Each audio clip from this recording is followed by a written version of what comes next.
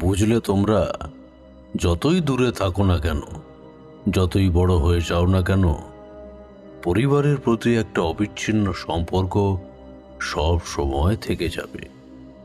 যত মাইল দূরেই থাকো, ঠিক তাদের শব্দ শুনতে পারবে।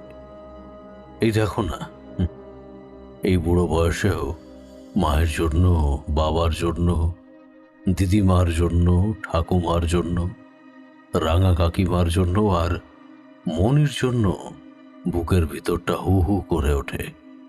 ঘুমের ঘোরে এখনো মায়ের আঁচলের ঘ্রাণ পাই, সেই মিষ্টি মন ভালো করে দেওয়া গন্ধ।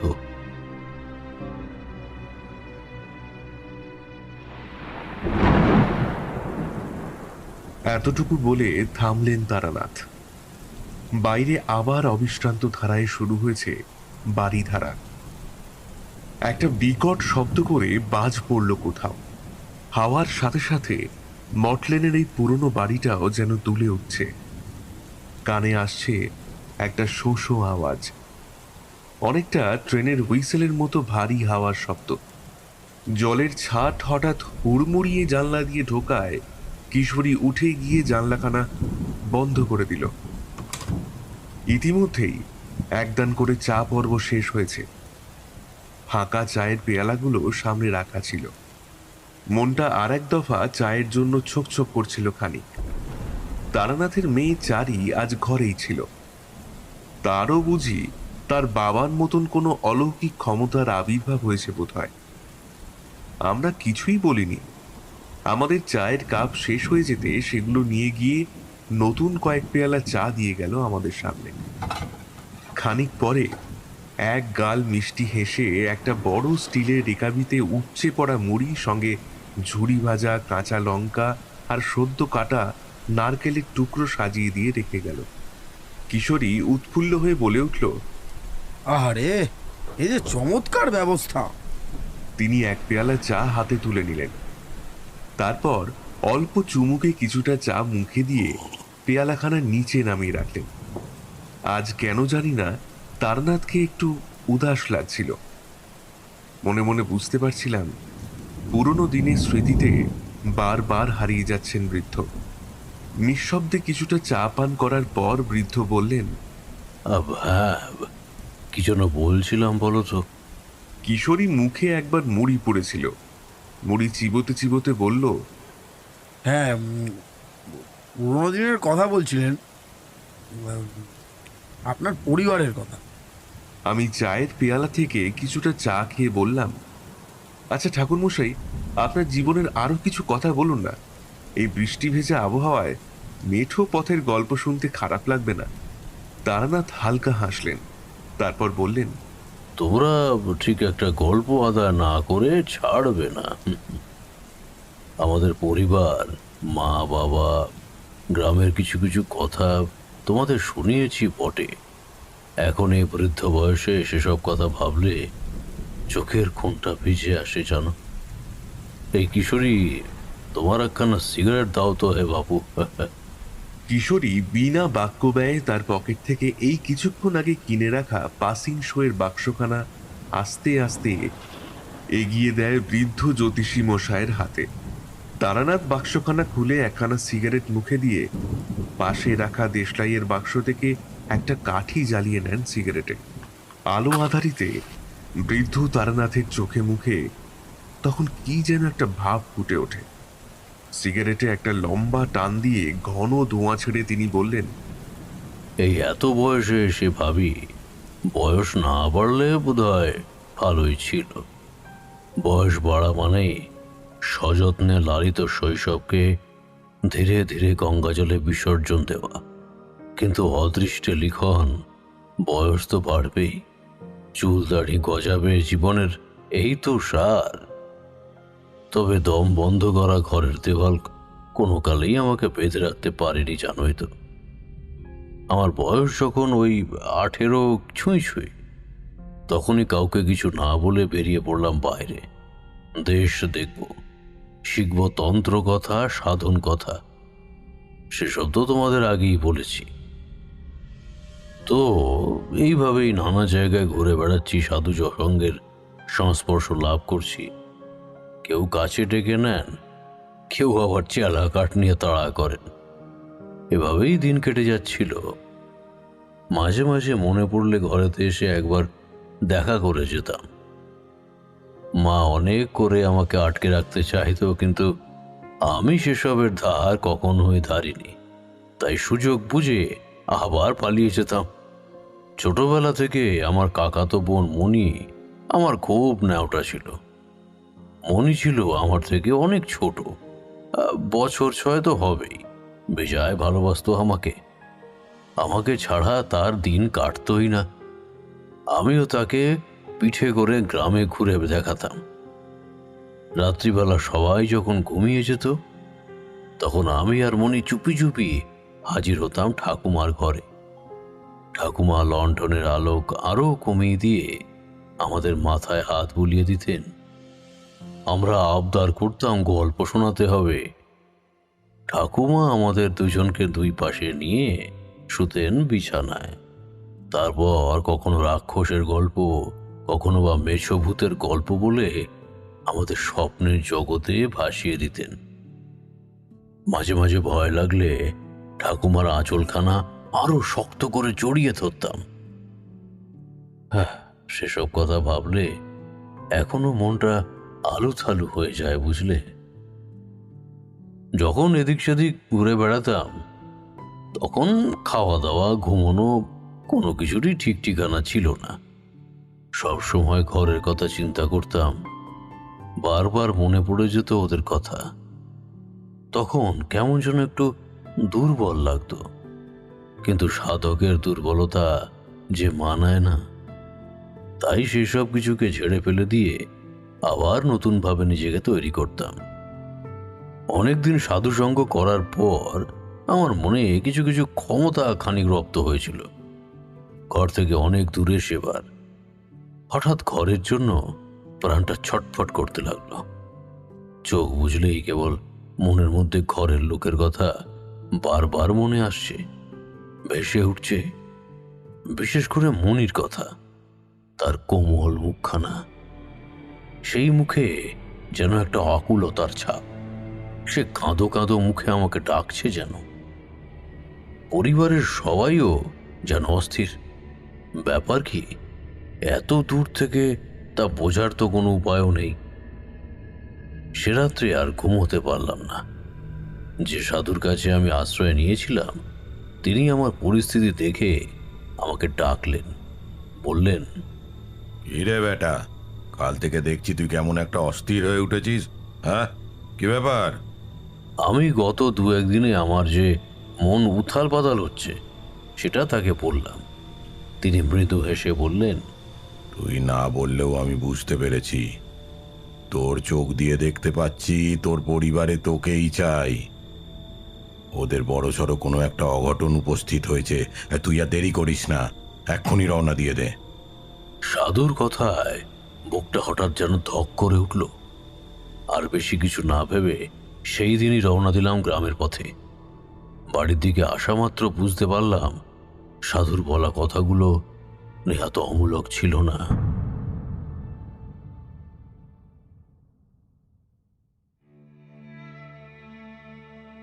বাড়ির অবস্থা ভালো নয়।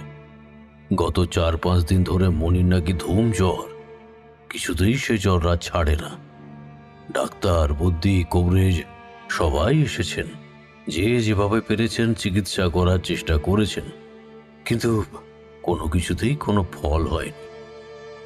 এখন পরিস্থিতি খুব খারাপ বুঝে বাবা কাকারা প্রস্তুত হচ্ছেন শহর থেকে চিকিৎসক আনার জন্য। তবে শহর থেকে ভালো ডাক্তার আনার জন্য সময় লাগবে অনেকটা। এমতো অবস্থায় ভালো মন্দ কিছু একটা ঘটে যেতেই পারে। কাকিমা তখন অজর ধারায় কাঁদছেন। বাবা কাকা জ্যাঠারা পুরুষ মানুষ, তাই তাদের চোখের পাতা ভিজে গেলেও চোখের দুপাশ দিয়ে জল গড়াতে দেখা যাচ্ছে না, কিন্তু ভিতর থেকে যেন চুরমার হয়ে গেছেন। মা আমাকে দেখতে পেয়ে আমায় বুকে জড়িয়ে কাঁদতে শুরু করলেন। তাকে কি শান্তরা করব? কথা কানা শোনা মাত্র অবধি আমারই সারা গা হাত পা যেন ঠান্ডা হয়ে উঠেছে। ওই অতটুকু মেয়ে কিনা সামান্য জ্বরে পড়ে মাকে কিছুটা সামলে আস্তে আস্তে উপস্থিত হলাম মনির ঘরে। সদা হাস্যময় এক রত্তি মনি কাকিমার ঘরে বিছানায় শুয়ে রয়েছে, দু চোখ বন্ধ, গায়ে একখানি মোটা কম্বল চাপা দেওয়া। বুঝলাম সে অবশ হয়ে ঘুমোচ্ছে বোধহয়। আমি ধীরে ধীরে এগিয়ে গেলাম তার পানে। তার শোবার পাশটিতে বসে ধীরে ধীরে হাত রাখলাম তার কপালে। তারপর আলতো হাতে তার চুলে হাত বুলিয়ে দিলাম। মনির জ্ঞান নেই, তার মুখটা হাঁ হয়ে আছে, নিঃশ্বাস পড়ছে, তবে খুব ধীরে ধীরে। অকাতরে ঘুমিয়ে আছে সে, গা এখনো রোদে পোড়া পাথরের মতো তেতে রয়েছে। প্রথমবার হাত দিলেই বুঝি ছ্যাঁকা খেতে হয়।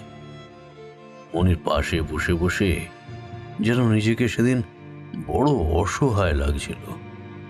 কিভাবে তার এমন মারাত্মক জ্বর বাঁধিয়েছে তা আমার জানা নেই, তবে জানতে পারলেও তার কারণের থেকে তার প্রতিকারের উপায় করায় বেশি তাৎপর্যপূর্ণ বলেই আমার মনে হলো। কিভাবে যে তার এমন মারাত্মক জ্বর হলো তা আমার জানা ছিল না, তবে জানতে পারলেও তার কারণের থেকে তার প্রতিকারের উপায় করাই বেশি তাৎপর্যপূর্ণ বলে আমার মনে হলো। কিছুক্ষণ পরে বদ্যিমশাই আবার এলেন কিছু পাঁচন জড়িবুটি সমেত। মনিকে পরীক্ষা টরীক্ষা করে পাঁচন খাওয়ার বিধান দিয়ে তিনি ঘর ছেড়ে বাইরে বেরোলেন। বাড়ির বাইরে বেরিয়ে আসতেই আমি তাকে ডেকে দাঁড় করালাম। প্রশ্ন করলাম, আচ্ছা বুদ্ধিমশাই, আপনি যে নিদান দিয়েছেন মনির এমন অবস্থা, তা কি সত্যি সুস্থ হবার নয়? বদ্যিমশাইয়ের মুখও ছোট হয়ে গিয়েছে। তিনি আমার দিকে তাকিয়ে একটা দীর্ঘশ্বাস ছাড়লেন, তারপর বললেন, এমন রোগ আমি আমার এই জীবনে দেখিনি। জ্বর তো নয়, যেন তার থেকেও বেশি কিছু। সাধারণ জ্বর তো একদিন দুদিনের বেশি থাকেই না, কিন্তু এই যে মহা ভয়ানক এক ব্যাধি হয়েছে ওর, যার ফলে টানা 4 থেকে 5 দিন এমনই ভাবে জ্বর। আমার কোনো ওষুধেই তো কাজ করছে না। এখন শহরের ডাক্তার এসে ঠিক করতে পারেন, না হলে সবটাই ভগবানের কৃপা। তিনি যদি এই ছোট্ট ফুলের মতন মেয়েটাকে সুস্থ করে দেন তাহলেই মঙ্গল, না হলে বৃদ্ধ বুদ্ধিমশাইয়ের গলা বুজে আসে। তিনি আমার কাঁধে হাত দিয়ে আমাকে সান্ত্বনা দিয়ে প্রস্থান করলেন। আমি সেখানে স্থাণুর মতো ঠায় দাঁড়িয়ে রইলাম। উদাস চোখে তাকিয়ে থাকলাম ঘরের দিকে। এই একরত্তি মেয়েটাকে কিনা কেড়ে নেবে সামান্য জ্বর, এই কি অদৃষ্টে লেখা আছে তার? ঈশ্বর, এ কি তুমি দেখাচ্ছ আমাকে? তবে আমিও হাল ছাড়বার পাত্র নই। যা হয় একটা করতেই হবে। বাবা কাকারা যাক শহর থেকে ডাক্তার আনতে, আমি চেষ্টা করে দেখি আমার এতদিনের সাধনার ফল আমি পাই কিনা। তাই এত সময় বিভিন্ন সাধু সংস্পর্শ লাভ করে অনেক কিছু যে শিখেছি তা বলার অবকাশ রাখে না। একবার তার প্রয়োগ করে দেখা যাক না। জরাসুরের গল্প তো তোমাদের আগেই শুনিয়েছি, তবে এই গল্পটা আর একবার তাকে নিয়েই নয়। প্রথমটা ভেবেছিলাম জরাসুরেরই পুজো করে তাকে তুষ্ট করব, কিন্তু পরে ভাবলাম যে না, এটা অবশ্য আমার জন্য নয়। কি করা যায়, কি করা যায় ভাবতে ভাবতে মনে পড়ে গেল এমন অদ্ভুত জ্বর তার হলোই বা কি করে। কথাটা মনে পড়তেই পরিবারের সবাইকে জিজ্ঞাসা করতে শুরু করলাম। বললাম, মনির যেদিন থেকে জ্বর হয়েছে তার আগে মনি কোথাও কি গিয়েছিল? ঠান্ডা লেগেছিল কি কিছু? ঠান্ডা লাগার কথা কেউই তেমন জোর দিয়ে বলতে পারল না, যদিও অল্প কিছুদিন থেকে অল্প ঠান্ডা করতে শুরু করেছে। তবে সেই ঠান্ডায় যে কারণ এমন ভয়ানক জ্বরের তা ঠিক বিশ্বাসযোগ্য নয়। কি মনে হতে কাকিমাকে জিজ্ঞাসা করলাম, আচ্ছা, যেদিন থেকে মনির এমন জ্বর হচ্ছে তার আগের দিন রাত্রিবেলা সে কি একা একা কোথাও বেরিয়েছিল? হ্যাঁ, এবার সদুত্তর পাওয়া গেল। কাকিমা অনেক ভাবনা চিন্তা করে শেষ পর্যন্ত বললেন, হ্যাঁ হ্যাঁ, এইবার মনে পড়েছে। আগের দিন বিকেলবেলা ও আর গ্রামের আরো কয়েকজন বন্ধুরা ওই জলার মাঠে খেলতে গেছিল।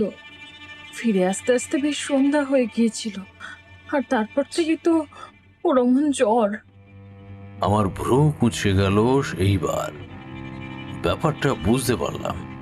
খেলা থেকে ফিরে আসবার সময় অন্ধকারে রাত্রিবেলা কোনো এক অপশক্তির মুখোমুখি হয়েছেন মণি, আর তার জন্যই মণির এমন ভয়ানক জ্বর বেঁধেছে। না হলে কোনো সাধারণ জ্বর কি অনিরাময় হয় না? কিন্তু কারণ তো জানা গেল, তবে প্রতিকারের উপায় তো আমার কাছে এখনো অধরাই রইল। আমার মাথা যেন বনবন করে ঘুরছিল। কি করা যায় এই মুহূর্তে? কোনো একটা যজ্ঞ করা যায় কি? তবে যজ্ঞের আয়োজন করা, উপকরণ সংগ্রহ করা এবং তা পরিসম্পন্ন করা, তাতেও তো অনেক সময় লাগবে। আর এটাও ঠিক যে আমি এই মুহূর্তে এত বড় সাধক হয়ে যাইনি যে যজ্ঞের মাধ্যমে কাউকে সুস্থ করে তুলব। কি করব ভাবছি, এমন সময় হঠাৎ মনে পড়ল আমাদের গ্রামের প্রায় প্রান্তে বিশালাক্ষী মাতার মন্দির রয়েছে। ছোটবেলা থেকে শুনে আসছি মন্দিরের মা খুবই জাগ্রত। তার কাছে কোনো আকাঙ্ক্ষা নিয়ে গেলে তিনি কাউকে নিরাশ করে বাড়িতে ফেরান না।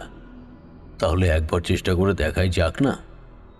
বাবা কাকারা এবং আরও কয়েকজন সহৃদয় গ্রামের লোক শহরে চললেন ডাক্তার আনতে। তবে তাদের ডাক্তার নিয়ে ফিরে আসতে আসতে প্রায় সকাল হয়ে যাবে।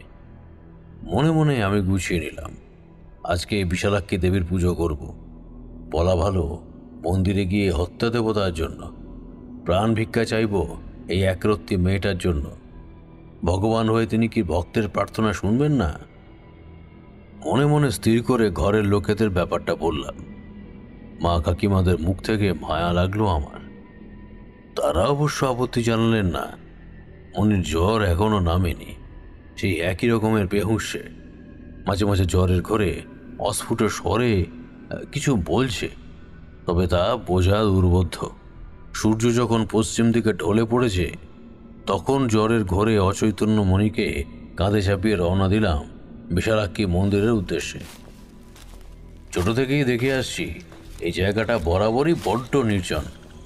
লোকজন দিনের বেলায় দিক পানে আসলেও রাতের বেলায় এমুখো হয় না, জানোই তো। গ্রামের লোকেদের অনেক অন্ধবিশ্বাস ছড়িয়ে আছে এসব অঞ্চল ঘিরে। মন্দিরের যে একমাত্র পুরোহিত, সেও সন্ধ্যা হতে না হতেই মায়ের পুজো সম্পন্ন করে বাতি জ্বালিয়ে চলে যান নিজের ঘরে। মন্দির পানে পৌঁছে দেখলাম, হ্যাঁ, আমার ধারণাই ঠিক। চারিদিক অত্যন্ত নির্জন নিঝুম সে জায়গা। কেবল ঝিঝি পোকার একটানা ডাক ছাড়া আর তেমন কোনো শব্দ নেই চারিদিকে। মাঝে মাঝে পাশের জলা জঙ্গল থেকে ভেসে আসছে ব্যাঙের অদ্ভুত ডাক। যে মন্দিরে নিয়মিত পুজো হয় সেখানে পুরনো ফুল, ধূপ, ধুনো, ফল, প্রসাদা দিয়ে মিষ্টি গন্ধ থাকে। এখানেও তার ব্যতিক্রম নয়। গন্ধের মধ্যে কেমন যেন একটা অদ্ভুত শান্তি লুকিয়ে আছে। পুরোহিত মশাই একখানি মাটির প্রদীপ জ্বালিয়ে রেখেছিলেন।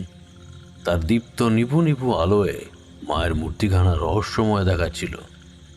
অতি সুশ্রী ও সৌম্য শাস্ত্রীয় দেবী লক্ষ্মী সরস্বতীর অপরূপ মূর্তির মায়ের এলোকেশী মুকুট পরিহিতা, সুদীর্ঘ নয়ন, সুদীর্ঘ ত্রিনয়ন, এক হস্তে প্রহরণ, অপর হস্তে পরাভয় মুদ্রা, শান্ত স্নিগ্ধতা মাখানো সেই মুখ দেখলেই আপনা থেকে ভক্তিতে মাথা নুইয়ে আসে।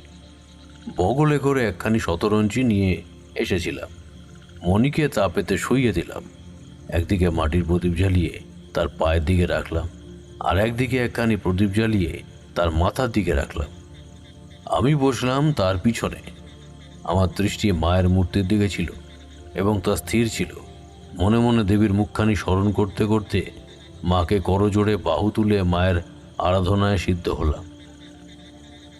মনে মনে কেবল একটাই প্রার্থনা, মা, মনিকে তুমি সুস্থ করে দাও। আস্তে আস্তে রাত বাড়তে লাগলো। জঙ্গল থেকে মাঝে মাঝে শিয়ালের বিকট চিৎকার ভেসে আসলো। আস্তে আস্তে ঠান্ডা লাগতে শুরু করেছে। তবে সেসব ভাবার তখন সময় নেই। এক মনে কেবলই মায়ের স্মরণ করে চলেছি। রাত তখন এক কটা জানি না, হঠাৎ কেমন যেন মনে হলো আমার সারা শরীর যেন অবশ হয়ে গিয়েছে। আমার জ্ঞান শক্তি আছে কিনা তাও তো যখন আমার মনে নেই, আমি কোথায় আছি তাও যেন উপলব্ধি করতে পারছি না। কেন জানি না মনে হচ্ছে আমি বোধহয় সেই স্থানে নেই। নিজের শরীরটা প্রচণ্ড পরিমাণে হালকা লাগছে যেন, তবে সূক্ষ্ম অনুভূতি জানান দিচ্ছে এই পার্থিব জগতে কিসের যেন একখানা ওলটপালট দেখা যাচ্ছে।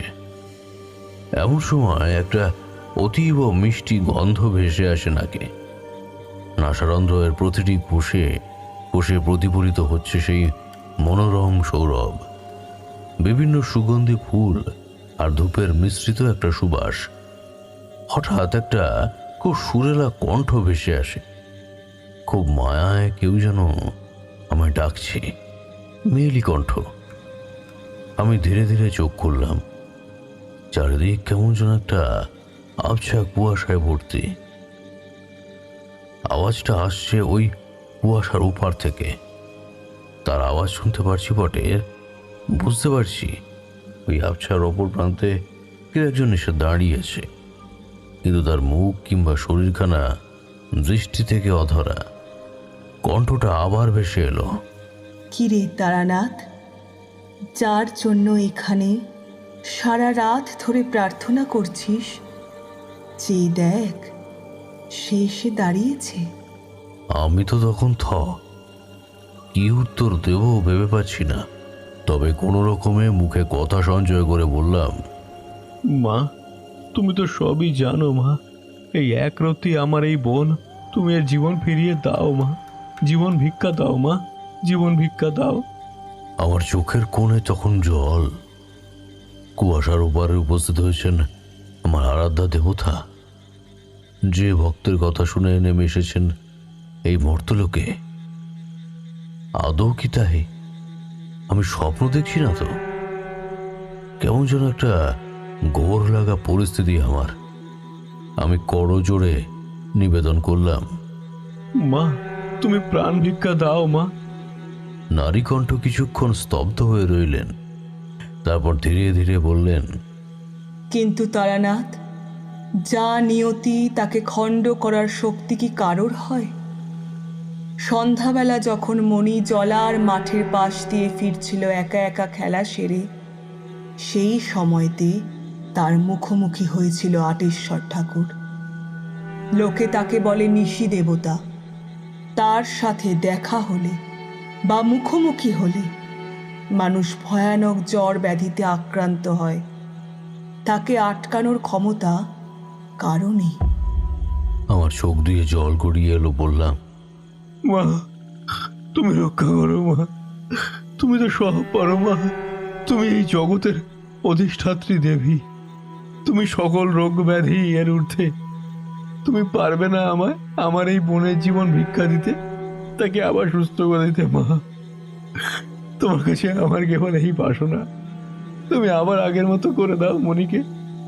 আগের মতো সুস্থ করে দাও মনিকে। আবার আগের মতো সুস্থ করে দাও।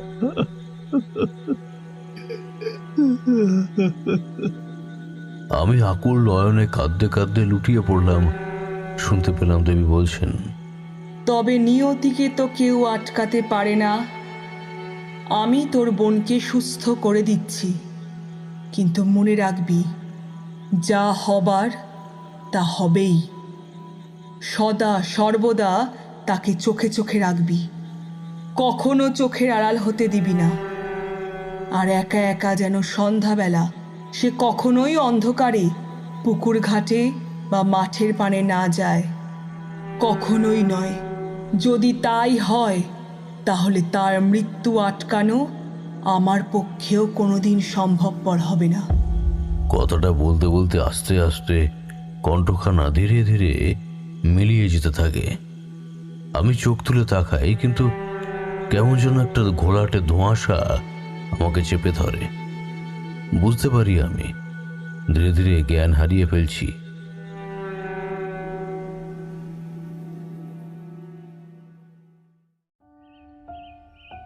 যখন জ্ঞান ফিরল, দেখি সকালের রোদ আমাকে ঘিরে চেপে ধরেছে। আমার সামনে তখন মায়ের সেই পূর্বকায় স্নিগ্ধ শান্ত মূর্তি, মেঝেতে শুয়ে আছে মুনি। আমি ছুটে তার কাছে উপস্থিত হলাম। তার গায়ে হাত দিয়ে দেখলাম, এ কি অবিশ্বাস্য, তার গা একদম ঠান্ডা। আমি তার মাথায় হাত বুলিয়ে দিলাম। অল্পক্ষণ পরে এসে চোখ মিলে তাকালো। আমাকে তার দিকে এমনভাবে তাকিয়ে থাকতে দেখে প্রশ্ন করলে, দাদা, আমি কোথায়? এভাবে কাঁদছো কেন দাদা? আমি কোনো মতে চোখের জলকে লাগাম দিলাম। মনিকে এসব বলা মনে হলো ঠিক হবে না বলে। আর কাল রাত্রেও কি ঘটেছে তা আমি স্পষ্ট করে সেই মুহূর্তে মনে করতে পারলাম না। শুধু মনে হলো মনি সুস্থ হয়ে গেছে, আর মনির এই সুস্থতাটা বজায় রাখতেই হবে।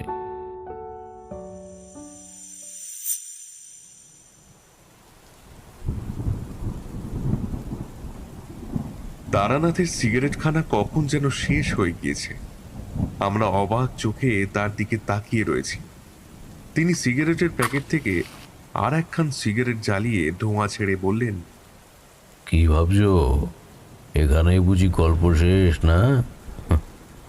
যদি এখানেই গল্পটা শেষ হতো, তবে আমার থেকে ভারী আনন্দ আর কেউ পেত না। তবে সেদিন বিশালাক্ষী দেবী যে বিধান দিয়েছিলেন, তা অক্ষরে অক্ষরে ঠিক। নিয়তি কেউ বাঁধতে পারে না, কেউ তাকে আটকাতে পারে না, সে স্বয়ং দেবতাও নয়। তারানাথ সিগারেটে একটা লম্বা টান মেরে পুনরায় বলতে আরম্ভ করলেন, ওই ঘটনা হয়ে যাওয়ার পরে পরিবারের লোকেরা বেজায় খুশি হলো। পরের দিন ডাক্তার অবশ্যই এসেছিল, তবে সুস্থ মনিকে দেখে তাকে ফিরে যেতেই হয়েছিল। কাকিমা আমার হাতে হাত রেখে বলেছিলেন, তারানাথ, তুই তুই অসম্ভবকে সম্ভব করেছিস। এমনও কি হয়? সমস্ত বাড়িখানা জুড়ে আবার আগের মতো খুশি ভরে এলো। আমিও তো বেজায় খুশি। আবার বাড়ি জুড়ে মনির হাসি মুখখানা ঘুরে বেড়াতে লাগলো। একদিন বিকালের দিকে তাকে কাঁধে করে চাপিয়ে জলার মাঠের দিকে ঘুরতে নিয়ে গেলাম। তবে কিছুই হলো না। ভাবলাম বুঝি সমস্ত বিপদ কেটে গিয়েছে। আগেই বলেছি, একটানা বাড়িতে আমি কোনোদিনই থাকতে পারিনি। বেশ কয়েকদিন বাড়িতে থাকার পর আমার মনটা সেই পূর্বের মতো আবার বাড়ি থেকে বেরোনোর জন্য ছটফট করতে লাগলো। তাই হঠাৎ একদিন সবার নজর এড়িয়ে ফের বেরিয়ে পড়লাম। সাধুসঙ্গের খোঁজে এদিক ওদিক ঘুরতে ঘুরতে অনেক দিন কেটে গেছে। এরপর বেশ 2-4খানা বছর কেটে গিয়েছে। মাঝখানে বেশ কয়েকবার ঘরে এসেছি, তারপরে আবার একইভাবে বেরিয়ে পড়েছি বাইরে। অনেকদিন কেটে গিয়েছে সেই রকম করে। এভাবে ঘুরতে ঘুরতে যখন একবার উৎকল প্রদেশের কোনো এক প্রত্যন্ত গ্রামে রয়েছি, হঠাৎ সে সময় মনে হলো মনের ভেতর সেই পূর্বের অনুভূতিটা আবার জেগে উঠেছে। মনে হচ্ছে মনটা আবার ঘরের জন্য টানছে। কেউ একজন আকুল হয়ে আমাকে ডাকছে সেখানে যাওয়ার জন্য। আবার কি হলো? মন আমার এমনভাবে আবার ঘরের জন্য ডাকছে কেন? শেষে আর থাকতে না পেরে বেরিয়ে পড়লাম আবার বাড়ির উদ্দেশ্যে।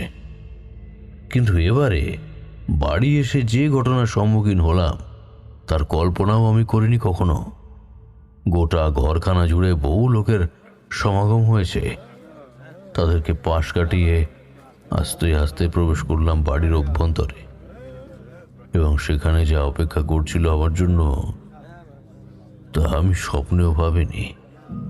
ঘরের দাওয়ায় একটা যেমন তেমন খাটের শোয়ানো রয়েছে মনিকে। এ কি, এ তো মনি। তার সারা শরীর সাদা কাপড়ে জড়ানো, বর্ষা কোমল মুখে মৃত্যু পরবর্তী রুক্ষ শীতলতা। একপাশে কাকিমা বসে রয়েছেন স্থাণুর মতো। চোখ দিয়ে তার তখন অবিরাম ধারায় জল গড়িয়ে পড়ছে। আমাকে দেখতে পেয়ে মা ঝাঁপিয়ে পড়লেন আমার বুকে। কান্না ভেজা কণ্ঠে কেবলই বলতে লাগলেন, এ কি হলো রে তারানাথ? এ আমাদের কি হলো? মনিটা কিনা শেষে আমাদের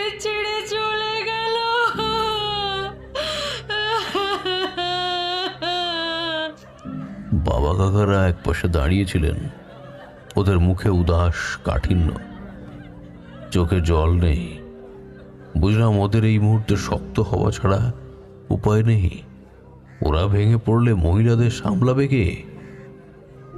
আমি নিজেই কি সান্ত্বনা দেব আমি জানি না। কেবল পায়ে পায়ে এগিয়ে গেলাম মনির বিছানার দিকে। চাদর থেকে তার হাতখানি কেবল বেরিয়েছিল, হাতখানি চেপে ধরলাম। আমার চোখ দিয়ে অজান্তেই গড়িয়ে পড়ল জল। ভালো করে একবার মনির মুখের দিকে তাকালাম। একটা জিনিস খেয়াল করলাম বটে, মনির ফর্সা মুখের উপর কপালে ছোট্ট একখানা টিপ বেসামাল হয়ে পাশের দিকে সরে গেছে। আঁচড়ানো চুলের সিঁথিটা সামান্য লাল। প্রথমটা চমকে উঠেছিলাম, তারপর বুঝতে পারলাম মনির বিয়ে হয়েছিল। আমি জানতে পারিনি, আর জানবই বা কি করে? এই এক পথরোগ যা আমাকে পাগল করে ছুটিয়ে নিয়ে চলেছে। এদিক থেকে ওদিকে ছুটেই চলেছি। কিছু কি জানতে পেরেছি? নিজের উপর প্রচন্ড রাগ হতে লাগলো। কেন আমি মনির সাথে ছিলাম না? হঠাৎ যেন মনে পড়ল সেই অনেক দিন আগে দেবী বিশালাক্ষী মাতার মন্দিরের কিছু টুকরো স্মৃতি। দেবী বলেছিলেন, নিয়তিকে আটকানোর ক্ষমতা কারোর নেই। এই নিয়তি এসে আজ নিয়ে গেল মনিকে আমাদের থেকে দূরে। আমার চোখের জল যেন বাদ মানল না। মনকে বোঝানোর চেষ্টা করলাম শক্ত হতে হবে, কিন্তু তখন কে কার কথা শোনে? অবশেষে মনকে শান্ত করে উঠে দাঁড়ালাম। সৎকারের বন্দোবস্ত করতে হবে এই বেলা। বিষণ্ণ মুখে সমস্ত আয়োজন করা হতে লাগলো। তবে একটা কথা মাথায় এলো, মনির যদি বিবাহ হয়েই থাকে তাহলে তার শ্বশুরবাড়ির লোকেরা কোথায়? চারিদিকে চেনা মুখ। পাকা পেয়ে যতীন খুড়োকে জিজ্ঞাসা করলাম ব্যাপারখানা।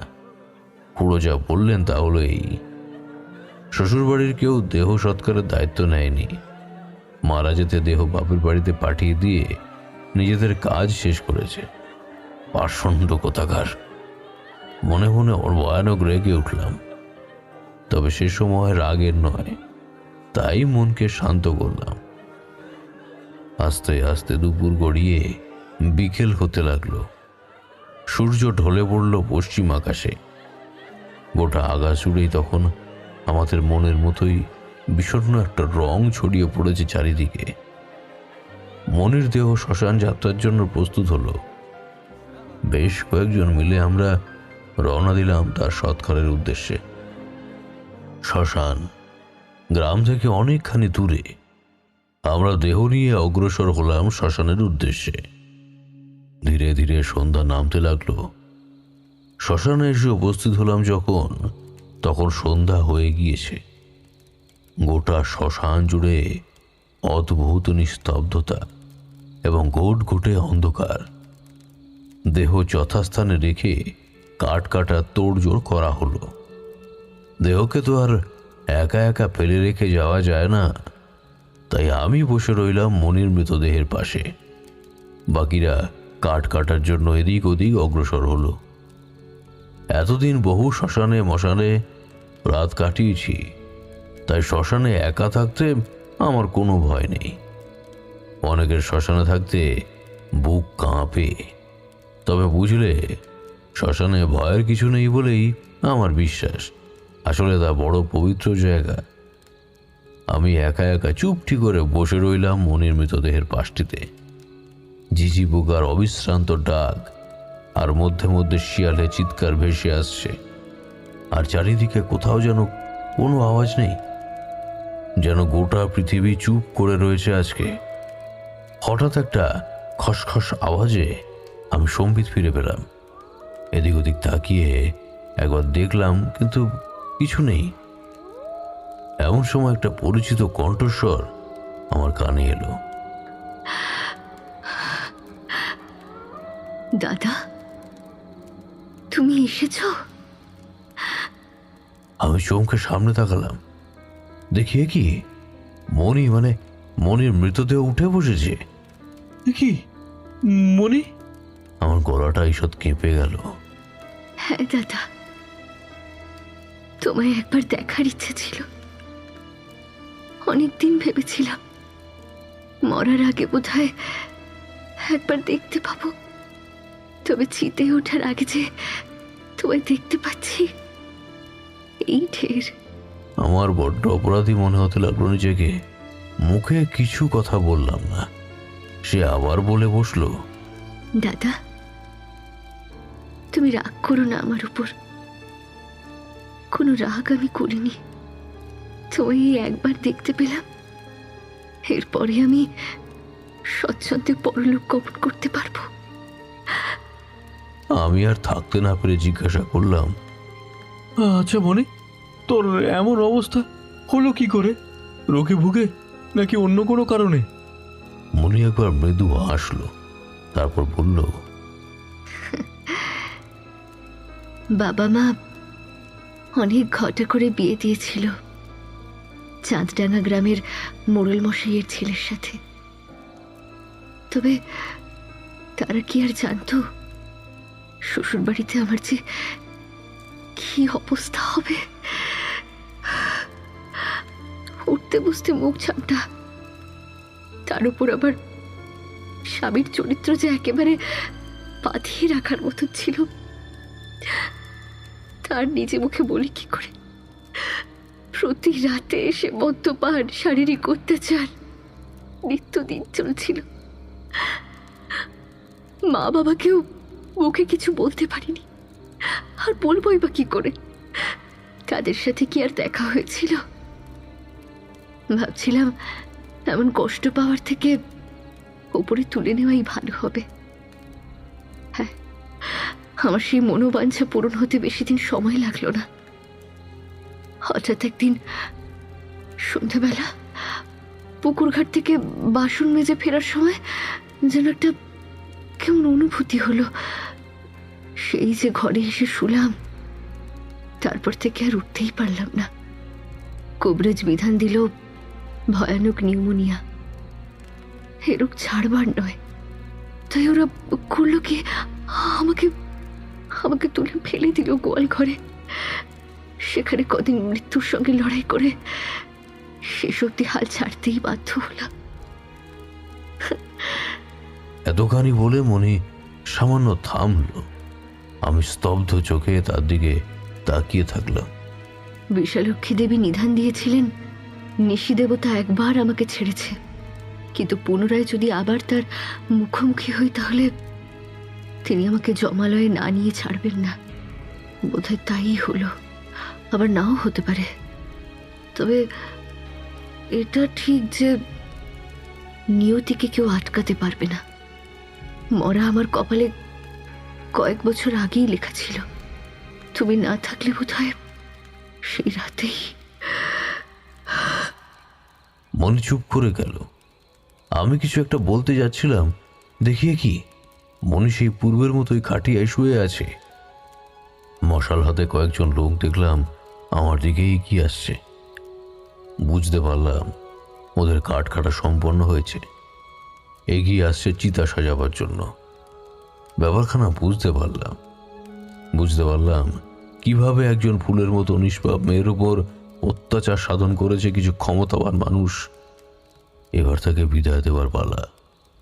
আমি পরম মমতায় মনির চুলে হাত বুলিয়ে দিলাম শেষবারের জন্য। সেখানেই থাকিস, ভালো থাকিস রে মনি, ভালো থাকিস। জানলা থেকে আসা অল্প আলোয় চোখে পড়ল তারানাথের চোখের কোনা দুটো ভিজে গিয়েছে। তারানাথ চুপ করে রইলেন, তারপর অল্প হেসে বললেন, তবে কি বলো তো, নিয়তি ছাড়া পৃথিবীতে আর একটা জিনিস রয়েছে, তা হলো কর্মফল। পাপ বা পুণ্য যাই করো না কেন, তার ফল তোমাকে এ জীবনেই ভোগ করে যেতে হবে। মনির মৃত্যুর অনেক দিন কেটে গিয়েছে, কিন্তু তখনও বাড়িতে রয়ে গিয়েছি। বাড়ির লোকেদের সামাল দেওয়ার চেষ্টা করছি। হঠাৎ একদিন সকালের দিকে বেতাইতলার বাজারের দিক থেকে ফেরার সময় দেখতে পেলাম আমাদের গ্রামের বৃদ্ধ ভূষণ চক্রবর্তী মশাই হাঁটতে হাঁটতে এদিকেই আসছেন। অনেকদিন পর তার সাথে দেখা হলো। আমাকে দেখতে পেয়ে তিনি থামলেন। বললাম, চক্রবর্তী মশাই, ভালো আছেন তো? তিনি খানিকটা দোনমনো করে শেষ পর্যন্ত বললেন, সে আছি, কিন্তু একটা কথা বলার ছিল। তোমাদের বাড়ির ওদিকেই যাচ্ছিল, তা রাস্তায় তোমার সঙ্গে যখন দেখা হলো তখন তোমাকে ব্যাপারটা বলেই দিই। হ্যাঁ, বলুন, কি ব্যাপার? আমি সকৌতূহলে জিজ্ঞাসা করলাম। আসলে কিভাবে যে বলি, আসলে আমি পাশের গাঁয়ে একটা কাজে গিয়েছিলুম, মানে ওই চাঁদরাঙায়। তা সেখান থেকেই খবরখানা পেলুম আমাদের মনির শ্বশুর বাড়িতেও এখন যে এক শোকের পরিবেশ। মনির বর গত 10-12 দিন হলো মারা গিয়েছে ওলা উঠোয়। সে কি জ্যাঠামশাই, এ কি বলছেন আপনি? হ্যাঁ বাবা তারানাথ, যা শুনলুম তাই তো বলছি। মারণ রোগ স্বামী স্ত্রী দুজনকেই পরলোকে নিয়ে গিয়ে তবে শান্তি পেল। ভগবানের কি খেলা! আমাদের মতো বুড়োগুলোকে বাঁচিয়ে রেখেছে, আর এমন তরতাজা দুটো প্রাণকে নিয়ে গেল জমালয়ে। চক্রবর্তী মশাই আর দাঁড়ালেন না, গজগজ করতে করতে চলতে লাগলেন। আমি স্তব্ধ চোখে একবার সামনের দিকে তাকিয়ে কেবল একরাশ দীর্ঘশ্বাস ফেললাম।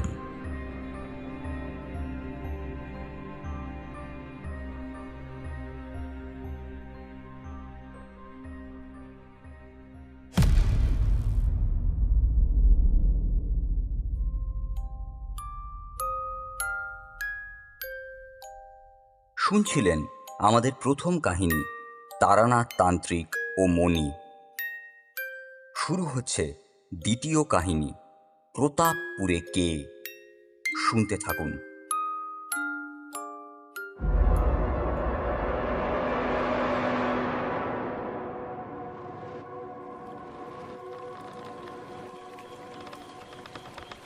হাত থেকে নৌকার দাঁড়টা একপাশে ছুঁড়ে ফেলে দেয় মোহন।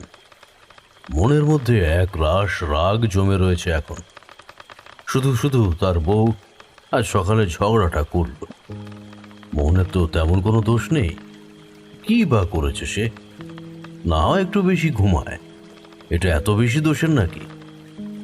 আসলে একবার ঘুমিয়ে পড়লে তার ঘুম সহজে ভাঙে না।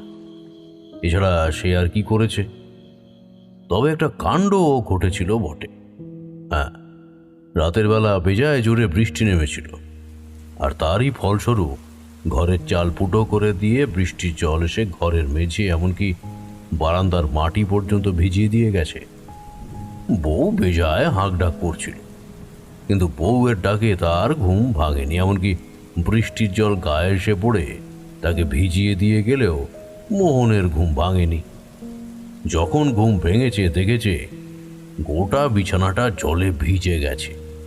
শুধু কি বিছানা, গোটা ঘরে জল থই থই করছিল। বউ ঘরের চাল থেকে ভেসে আসা জলে সারা রাত ভিজেছে। এতে মোহনের কি সত্যিই খুব দোষ আছে? ডিঙির উপরে থাকা ছোট্ট একটা ঢিলকে জলের মধ্যে ফেলে দিয়ে মোহন ভাবল, ধুর, এসব আর ভালো লাগে না। প্রতি বছর বর্ষা আসার আগে এই খড়ের চাল পাল্টাও, অত পয়সা কোথায় তার? তারপরেও কি শান্তি আছে? সেই ফি বছর আবার এই ঘরের চাল বেয়ে বেয়ে ঘরের ভেতরে জল পড়বে। কবে যে একটা টালির বাড়ি হবে কে জানে, আর কবে যে এই টালি কেনার মতো সামর্থ্য হবে তার কে জানে। মোহন উদাস চোখে অন্ধকার কালো জলের পানে তাকিয়ে থাকে। কোথায় যেন শুনেছে সে ওই গঞ্জের কাছে কম দামে নাকি ভালো টালি পাওয়া যায়, সেখানে একবার খোঁজ করতে হবে। কথাগুলো ভাবতে ভাবতে দাঁড়টা আবার হাতে তুলে নেয় মোহন। বাড়িতে ফেরা দরকার এই বেলা। পশ্চিম আকাশে সূর্য ডুবে গেছে সেই কতক্ষণ আগে। চারপাশে আঁধার নামতে শুরু করেছে। আঁধার নামলে এই ভাষাই তলার কাছে জল আর আকাশের মধ্যে ফারাক বোঝা দেয়। ভাষাই তলায় এই দিঘিটা নেহাত ছোট নয়, দাঁড়খানা জোরে জোরে টানতে শুরু করে মোহন। আর ঠিক তখনই বাসাই তলায়ের বাম পাশে যে ছোট মরা পোড়া জমি রয়েছে, সেই জমির কাছ থেকে যেন কিরকম একটা হাসির শব্দ শুনতে পেল মোহন। কি যেন হাসছে, হাসির শব্দটা একভাবে আসছে না, চাপা আওয়াজ, মাঝে মাঝে যেটা আসছে আবার পরক্ষণে যেন থেমেও যাচ্ছে। এই এত রাতে এখানে হাসছে কে? মোহনের মনে কেমন যেন সন্দেহের উদ্রেক হয়। কোনো রকমে ডিঙিটাকে দিঘির পাড় ঘেঁষে নিয়ে যায় মোহন। তারপর দাঁড়ের শব্দ না করে আস্তে আস্তে জল ডিঙিখানা বাইতে থাকে সে। যেদিক থেকে আওয়াজটা আসছিল সেদিকে আরো একটু এগোতেই আদৌ অন্ধকারে মোহন দেখতে পেল কি যেন একটা নড়াচড়া করছে। একটা অজানা আশঙ্কায় মোহনের বুকখানা ঘন ঘন ওঠানামা করতে লাগলো। ডিঙিতে একটা লণ্ঠন ছিল বটে, তবে আকাশ ভর্তি করে চাঁদ ওঠায় সেটা আর জানে। মোহন চাপা উত্তেজনায় আস্তে আস্তে এগিয়ে গেল অন্ধকারের মধ্যে সেই অজানা বস্তুটির উৎস লক্ষ্য করে। চাঁদের হলুদ আলোয় মোহনের নজরে এলো দিঘির ধার ঘেঁষে কি যেন একটা তার দিকে পিছন ফিরে মাটির উপরে থাবড়া খেয়ে বসে আছে। তার সামনে কালো রঙের কিছু একটা পড়ে আছে। হ্যাঁ, আরো একটা শব্দ শুনতে পাচ্ছিল মোহন, একটা কচকচ শব্দ, যেন কিছু চিবিয়ে খাচ্ছে। মোহনের ভয় করছিল বটে, তবে সে নেহাত ভীতু ছিল না। তাই এহেন অবস্থায় শটান প্রশ্ন করলো, আই কে রে ওখানে? সত্যি করে বল, সত্যি করে বল, ওখানে কে? মোহনের কথায় শব্দটা বন্ধ হলো, তবে সেই পিছন দিকে ঘুরে থাকা মূর্তিটা যেন আস্তে আস্তে উঠে দাঁড়ালো। মোহনের মনে হলো যেন ওই মূর্তিটা সাধারণ মানুষের চেয়েও লম্বা। এত লম্বা কোনো মানুষ মোহন দেখেনি। হতে পারে কিনা তাতেও তার সন্দেহ আছে। মোহন দাঁতটাকে শক্ত করে চেপে ধরে হাতে। ছায়া মূর্তিটা উঠে দাঁড়িয়ে পিছনের দিকে ঘুরতেই চাঁদের আলোর তার মুখটা ভালোভাবে দেখতে পায় মোহন। গোটা মুখে ছড়িয়ে রয়েছে রক্ত, লম্বা লম্বা সাদা হিংস্র সদন্তগুলো। একজোড়া লাল চোখ যেন মুখ থেকে বাইরে বেরিয়ে আসতে চাইছে। মূর্তিটা কিছুক্ষণ তার দিকে তাকিয়ে একটা ফ্যাঁসফ্যাঁসে গলায় হাসল, রক্ত জল করা সে হাসি। তারপর খুব চাপা স্বরে বলল,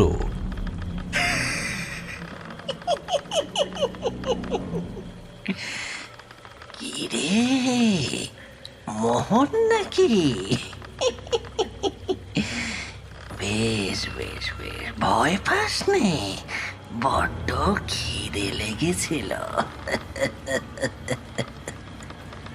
বলে আবার সেই ফ্যাঁসফিসিয়ে হাসল। তারপর আগের মতো বসে একভাবে কি যেন করতে লাগলো। মোহন তার দাঁড়ে ভর দিয়ে কিছুটা ঝুঁকে একবার দেখার চেষ্টা করল। চাঁদের আলোয় খানিক যা নজরে এলো তাতে তার দম বন্ধ হয়ে আসতে চাইছিল যেন। অন্ধকারে ছায়ামূর্তিটা চিবিয়ে খাচ্ছে একটা মুরগি, চাপ চাপ রক্ত লেগে আছে চারিপাশে। মুখ দিয়ে একটা গোয়ানি বেরিয়ে আসতে চাইল মোহনের, তবে সেটাকে কোনো মতে প্রতিহত করে শক্ত করে চেপে ধরল দাঁতটা। না না, আর এক মুহূর্ত নয় এই জায়গায়।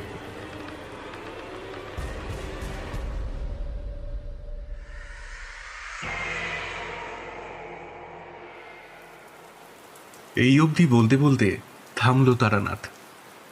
হঠাৎ গল্পে বাধা পড়তে আমরা কিছুটা ব্যাকুল হয়ে উঠলাম, তবে তারানাথের তাড়া নেই বুঝলাম, কারণ তখনই সে প্রশ্ন করলে, আরে তোমাদের কি খিদে টিদে পায় না নাকি?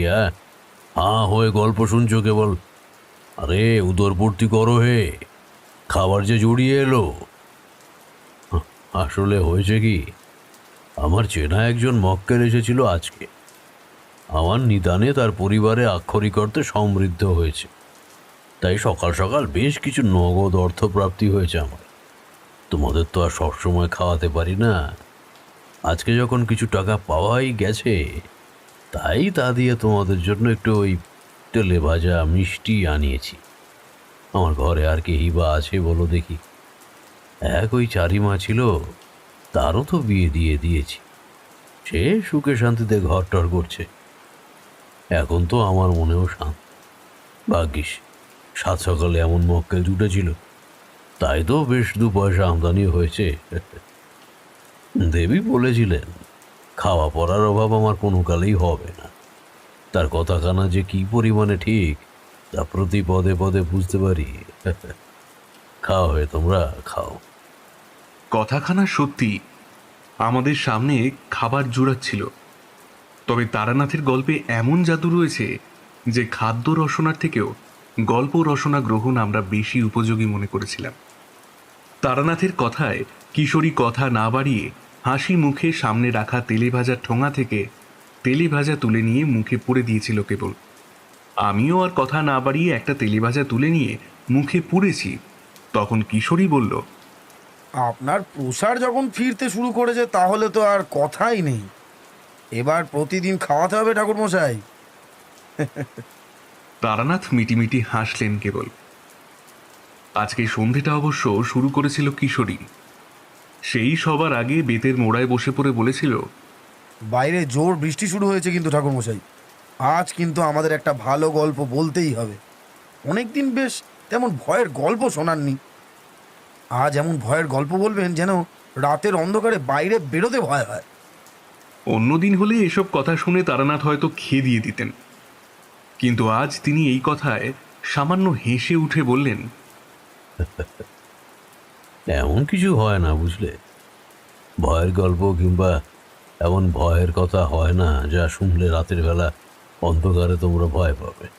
আহা, তোমরা তো এখন আর ছোট নও, তোমরা তো অনেক বড় হয়ে গিয়েছ। ভয় তখনই লাগে যখন বয়স থাকে ছোট। আর বিজলি বাতিতে ভরা এই কলকাতাতে ভূতের ভয় আর কোথায়। বৃদ্ধ একটা হাঁফ ছেড়ে বলেছিলেন, তাছাড়া কোনটা আসলে খুব ভয়ের গল্প তা আমি বলতে পারি না।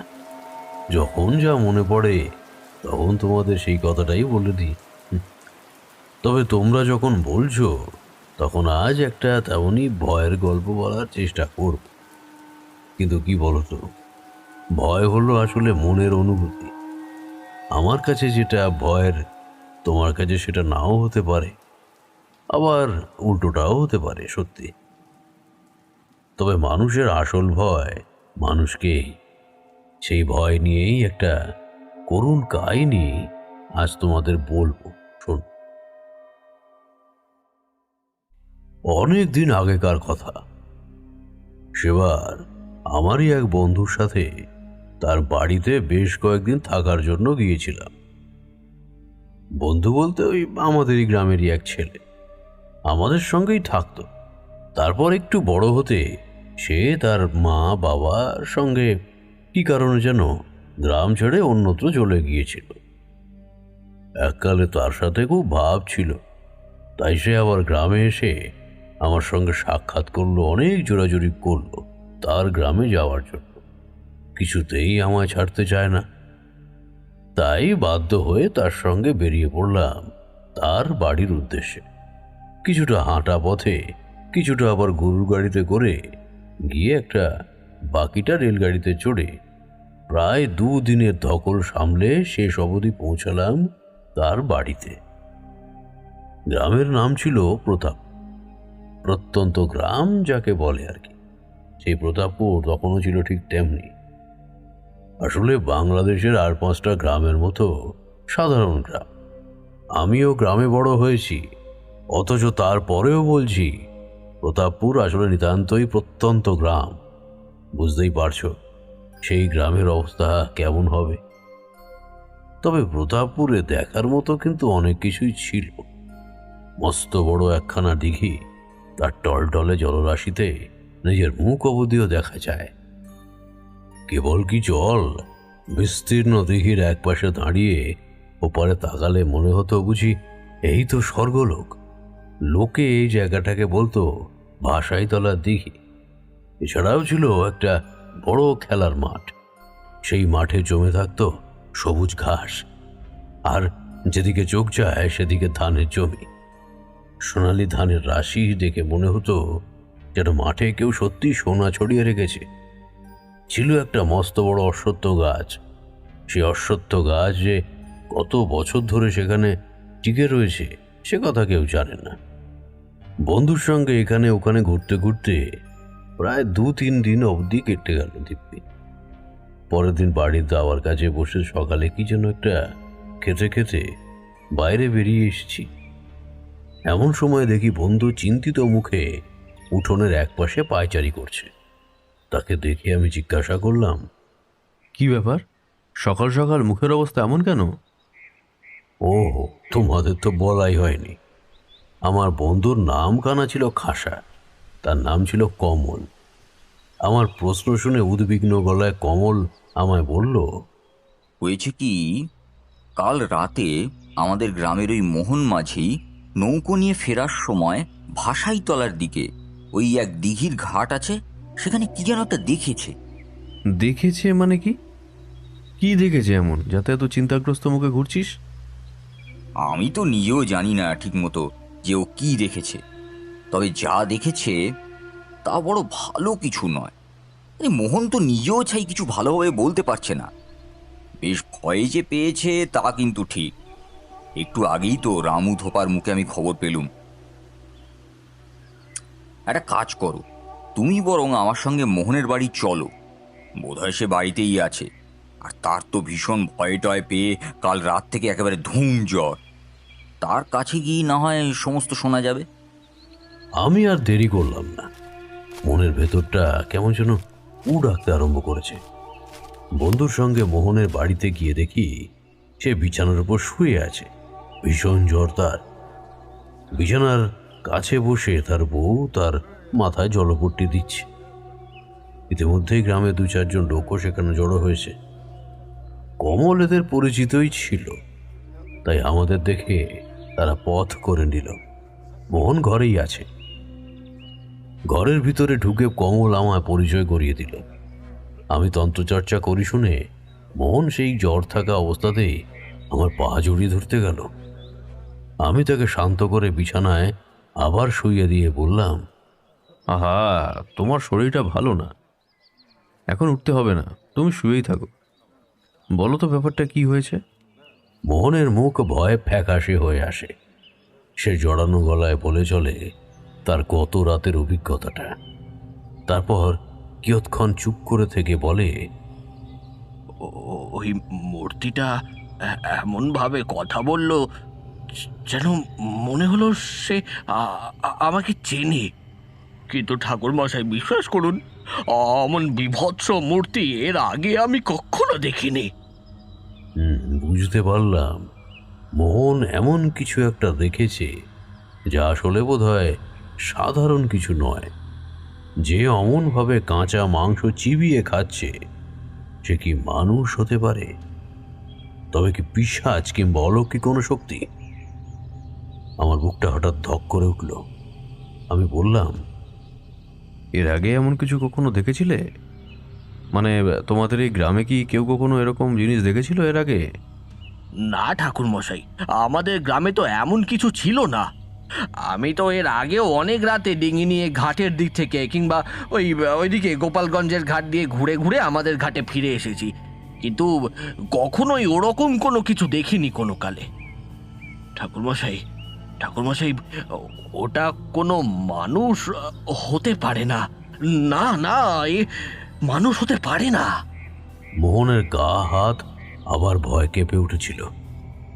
মানুষ হতে পারে না কেন? মানুষ কি অমন লম্বা হয় নাকি? তার উপর অমন ভাবে কাঁচা মাংস। আমি চুপ করে রইলাম। বাকিদের চোখ মুখও ঈষৎ বিস্ফারিত। মোহন এলোমেলো ভাবে অনেক কিছু বলতে লাগলো, কিন্তু তার সেই কথা থেকে বোঝার মতো কিছু আমি পেলাম না। আমি তার মাথায় হাত বুলিয়ে কিছুটা সামাল দিলাম। তার কপালে হাত দিয়ে একটা মন্ত্র আউড়ে নিলাম। আশা করি এতে কাজ হবে। তারপর আমি আর কমল বাইরে বেরিয়ে এলাম। বাইরে বেরিয়ে সে কমল চিন্তিত মুখে বলল, কি হলো বলো তো তারানাথ? আমাদের গ্রামে তো এমন কিছুর কথা আমি আগে কখনো শুনিনি। কিছু একটা ভয়ঙ্কর হয়েছে। এবং আরও কিছু যে ঘটবে সেটা তো বোঝাই যাচ্ছে। এখন কি করা যায় বলো তো? এখন মোহন দেখেছে, এরপরে যদি অন্য কেউ দেখে, গ্রামের মহিলা, বয়স্ক, বাচ্চা সবই তো রয়েছে, কারো যদি একটা বিপদ ঘটে যায়। কমলের বলা কথাটা ভুল নয়, তার ভাবনাও অমূলক নয়। প্রতাপপুর বর্ধিষ্ণু গ্রাম, বহু লোকের বাস এখানে। কিন্তু ঘটনাটা আসলে কি সেটা জানার জন্য আমার একবার মোহনের বলা জায়গাটা যেতে হবে। আজ রাতেই যাওয়া যাক নাকি?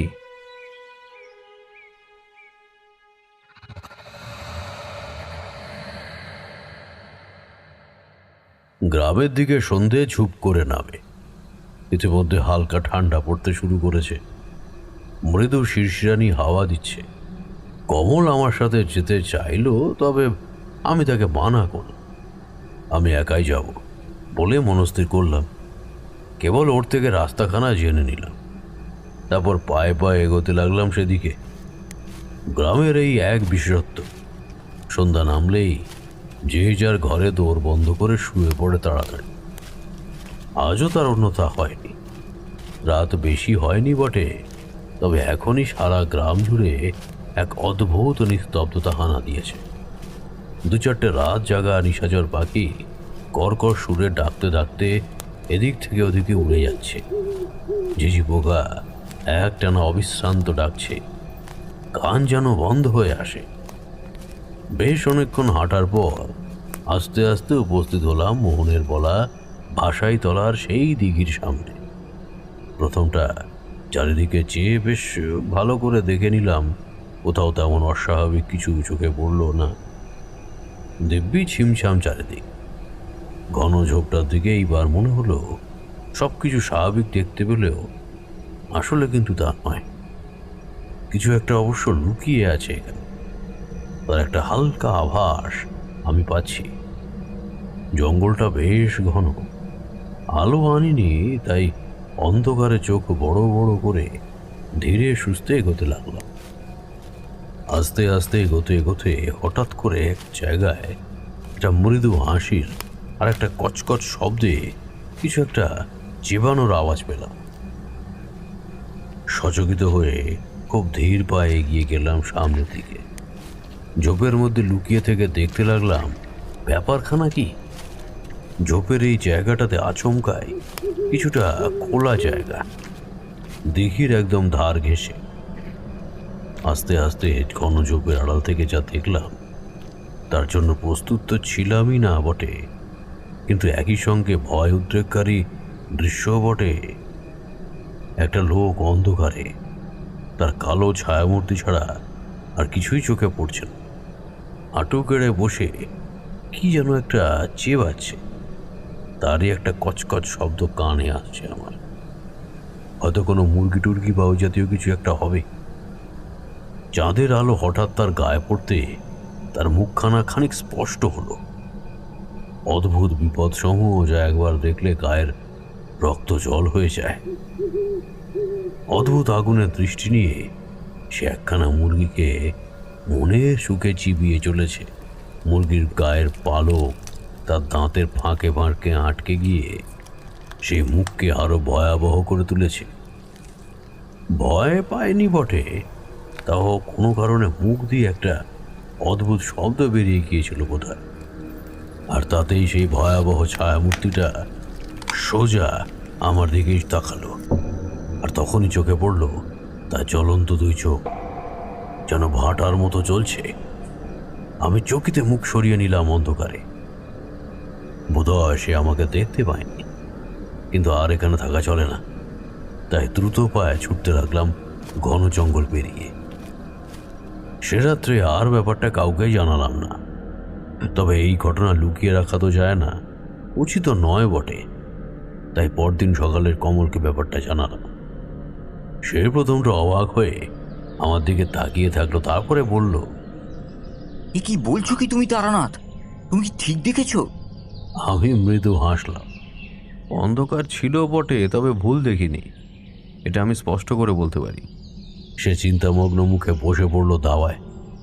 আস্তে আস্তে জড়ানো গলায় বলল, কিন্তু তুমি যেমন বর্ণনা দিচ্ছ তাতে বোঝা যাচ্ছে এ কোনো স্বাভাবিক মানুষ তো নয়, বরং অন্য কিছু। সে ব্যাপারখানা আমার মনেও এসেছে, এটা আমি বললাম। ঠিকই বলেছ, ওটা কোনো সাধারণ মানুষ নয়, কোনো ভয়ানক পিশাচ জাতীয় কিছু হবে। কমল সেই একই রকম ভাবে বলল। কিন্তু হঠাৎ করে এমন পিশাচের আবির্ভাব হলোই বা কি করে? আর আজকে কেবল মুরগি যে খাচ্ছে, কাল যদি ওর নজর গ্রামের মানুষগুলোর দিকে যায়? সেটাই তো হলো ভাববার বিষয়। কিন্তু এখন কি করা যায় তারানাথ? তুমি বলো, এর কি উপায় আছে? একে ঠেকানোর কোনো উপায় আছে কি? সে অবশ্যই কিছু একটা করতে হবে, তবে তার আগে জানতে হবে এই গ্রামে অস্বাভাবিকভাবে কারোর মৃত্যু হয়েছে কিনা। তোমার এ বিষয়ে কি জানা আছে? সে খানিকক্ষণ ভেবে মাথা চুলকে বলল, না, তেমন তো কোনো বিষয় জানা নেই। গ্রামে যাদের মৃত্যু হয়েছে বলে আমি জানি, তারা তো স্বাভাবিকভাবেই যেমন হয় আর কি, কিন্তু তেমন কোনো অস্বাভাবিক মৃত্যুর খবর তো আমি পাইনি। কিন্তু কমল, ওই ছায়ামূর্তি বলো আর পিশাচি যাই বলো না কেন, ওর চোখে যে জ্বলন্ত অগ্নিদৃষ্টি দেখেছি, তাতে মনে হয় ও ভয়ানক কোনো অতৃপ্তি নিয়ে অপঘাতে মরেছে। তার শোধ না তুলে সে বোধহয় ছাড়বে না। কমলের কণ্ঠস্বর ক্ষীণ। সে অসহায়ভাবে বললে, এখন উপায়? উপায় কিছু একটা তো করতেই হবে, তবে তার আগে গ্রামের সকলকে ব্যাপারখানায় বলা দরকার। চলো, এখনই মোড়ল মশাইকে বলে একটা সভার আয়োজন করতে বলো। মোড়ল মশাই ব্যাপারটা বিশ্বাসই করতে চাইছিলেন না। তিনি চোখ বড় বড় করে মুখখানা হাঁ করে বললেন, এ কি বলছেন ঠাকুর মশাই? আপনাকে সম্মান রেখেই বলছি, এমন কোনো পিশাচ আমাদের গ্রামে থাকতে পারে না। আরে বাবা, এমন কথাই গ্রামে কেউ শুনেছে নাকি? তবে আমিও ছাড়বার পাত্র নই।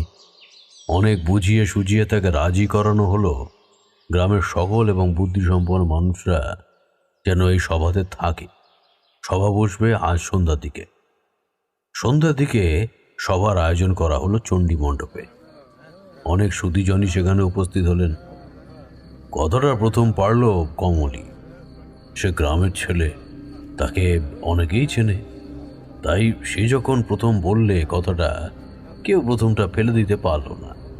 এমন কি হতে পারে গ্রামের মধ্যে কোনো পিশাচ এসে বাসা বেঁধেছে? অনেকে কেবল হেসে ব্যাপারখানা অগ্রাহ্য করে দিতে চাইছিলেন। তবে ভিড়ের মধ্যে থেকে একজন মুখ বাড়িয়ে সামনে এসে বললেন, আমার একটা কথা বলার ছিল। হ্যাঁ রামু কাকা, বলো, কি বলতে চাও? গত 3-4 দিন ধরে আমার মুরগির খোয়ার থেকে কয়েকটা মুরগি রোজ রাতে কি করে যেন উধাও হয়ে যাচ্ছে। ভাবছিলাম কোনো শিকারি পাখি টাকি বা জন্তু টন্তু বোধ হয় ওদেরকে ধরে নিয়ে যাচ্ছে, কিন্তু এখন আপনাদের কথা শুনে মনে হচ্ছে আসলে ব্যাপারটা ঠিক তা নয়। এইবারে গ্রামের লোকজন একটু নড়েচড়ে বসল। ব্যাপারখানা এখন আর নেহাত ফেলে দেওয়ার মতো নয়। তাই কয়েকজন ঠিক করলো ব্যাপারখানার সত্যতা অনুসন্ধান করতে আজ রাতের দিকে একবার ওই দিকের ধারের জঙ্গলটায় যেতে হবে। সঙ্গে থাকবো আমি আর কমল। রাত খানিক বাড়তে আমরা রওনা দিলাম। গ্রামের লোকেদের হাতে একটা করে মশাল। আওয়াজ না করে আমরা আস্তে আস্তে এগোলাম সেই ঘন জঙ্গলটার দিকে।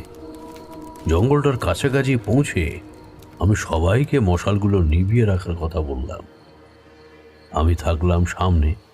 বললাম, তোমরা যতটা সম্ভব কম শব্দ করে আমার পিছন পিছন আসো।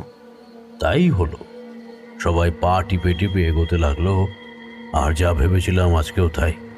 তবে পিশাচের খাদ্যাভ্যাসে কিছু পরিবর্তন দেখা দিয়েছে। চাঁদের আলো ওই খোলা জায়গাটায় পড়ছে। তাতে দেখা যাচ্ছে আজ পিশাচটার হাতে একটা কালো লোমশ কোন জন্তু। সে মনের সুখে চিবিয়ে চিবিয়ে সেটা খাচ্ছে।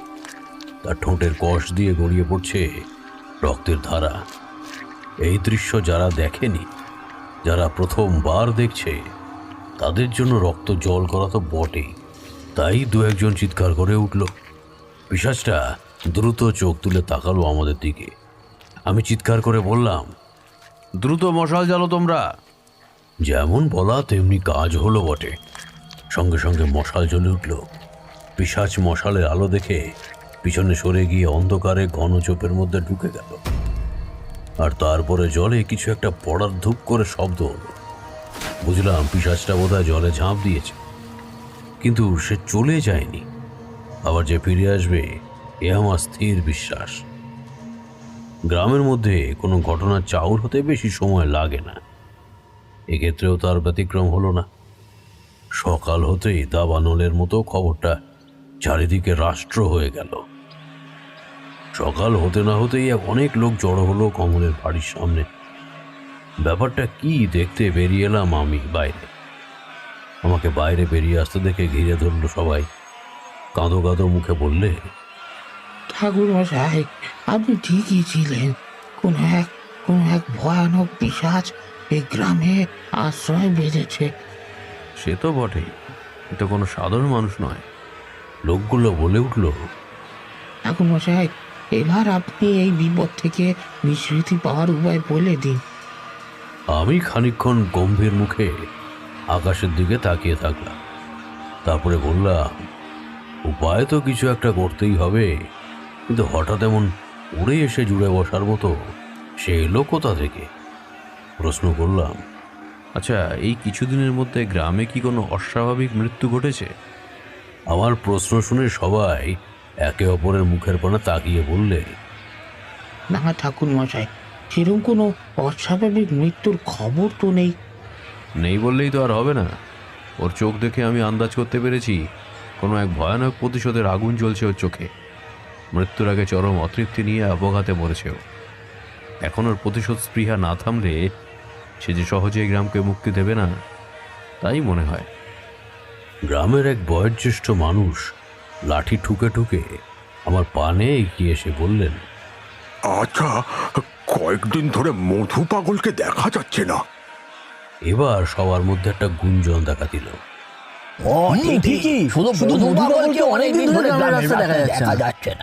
আমি জিজ্ঞাসা করলাম, মধু পাগল সে কে? কমল আমাকে ব্যাপারখানা বুঝিয়ে বলল। মধু পাগল এই গ্রামেরই ছেলে। সে অবশ্য প্রথম থেকে পাগল ছিল না। তার মা বাবা হঠাৎ করে ওই মারাত্মক কলেরায় মারা যেতে বেচার আস্তে আস্তে পাগল হয়ে গেল। তবে পাগল হলে কি হবে, ছেলেটা কিন্তু খারাপ ছিল না।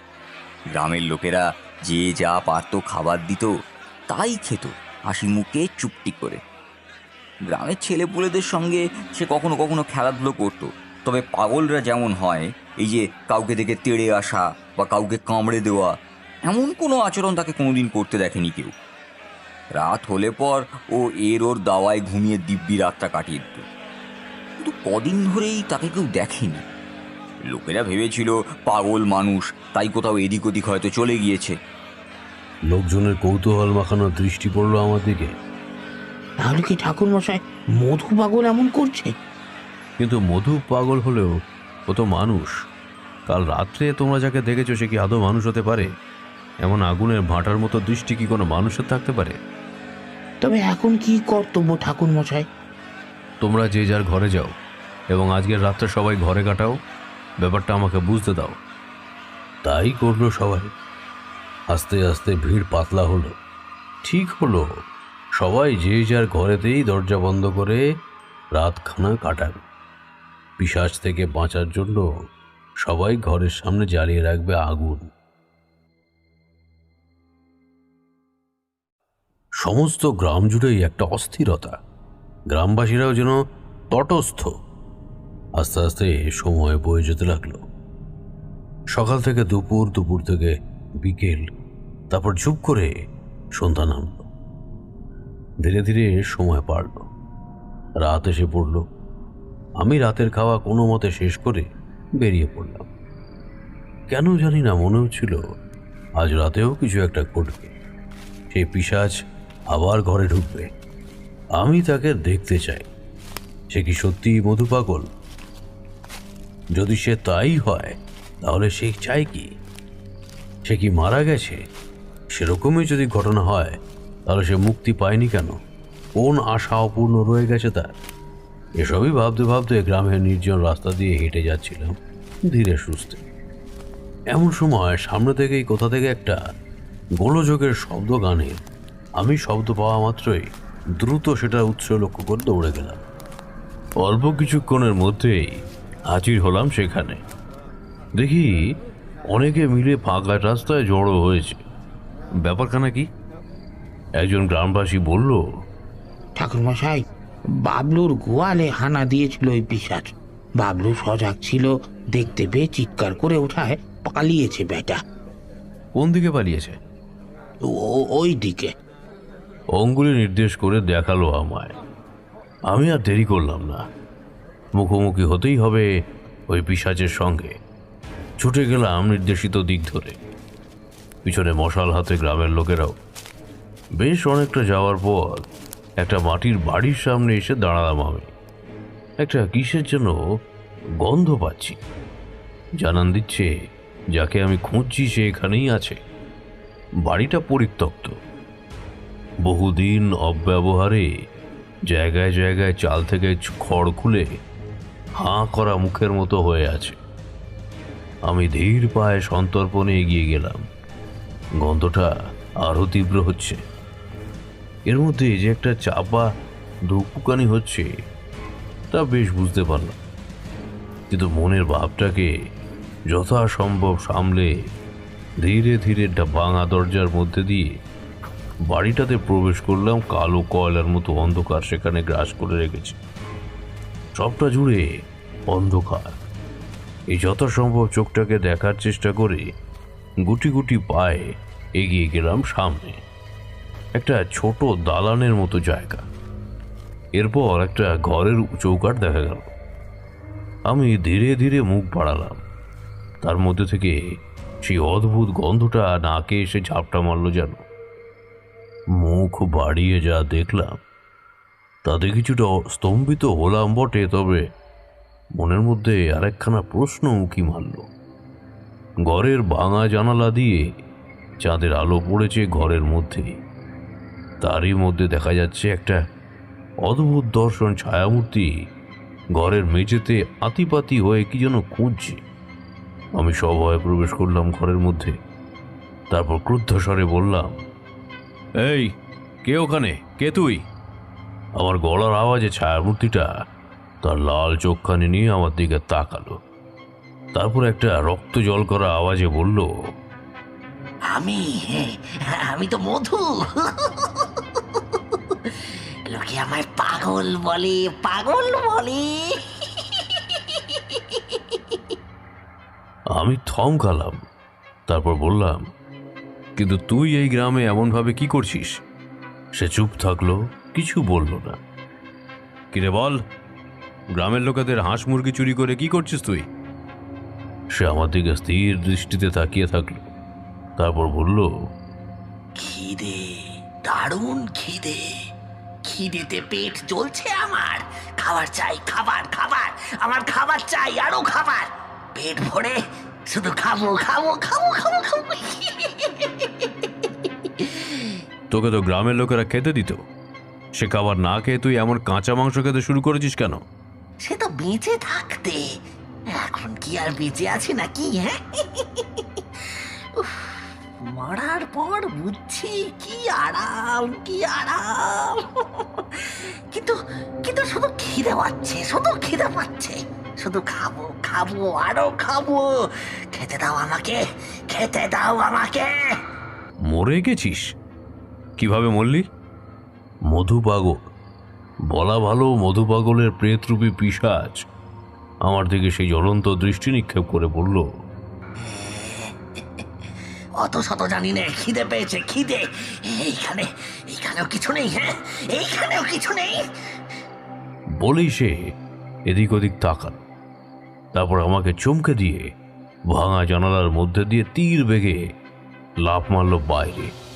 আমি দ্রুত ছুটে গেলাম জানালার কাছে এবং আমি অবাক হলাম, বাইরেটা ফাঁকা, চারিদিকে কেউ কোথাও নেই।